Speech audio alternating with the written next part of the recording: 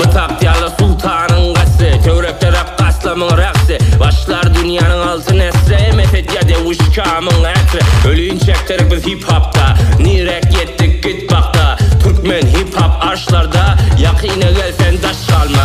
Yalandan cenk başlatma, Özünü yalandan ağlatma. Özünü danıp bağlatma, Yalan zatlardan darganma. Yazan zatlan bolsun ilham, Uran bitlemlerini feyzal. Bizden bir para sen ne görmedin, Bitlemlisin ne doğru görmedin. Gördüm ben seni gördüm, kördün sen beni henim görmedin. Sevdim sana ben sevdim, son gelip rapini de ellen dövdüm. Şovdum, götüne de çövdüm, seni rapten dışarıda çövdüm. O kadar ki akmaktın, sen gidip de özün onumuna evdin. Unan ya da unanma, sen vuruşu başlap bilmersin. Dilin beter uzin sen yöne, Hudaycan sana akıl versin.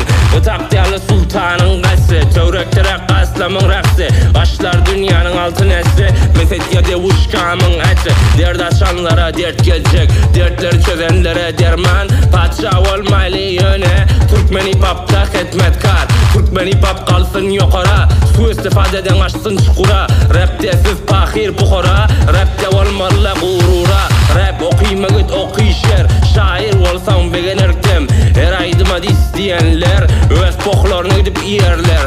Arap olan yırtıkla, ortası deşik postukla. Rapten çıksın bedbakla, fakir ol çok bakilla. Gömüler hemmesi tarihta, bıtası kümmet malçıkla. Gömüler hemmesi tarihta, bıtası kümmet oğlalla.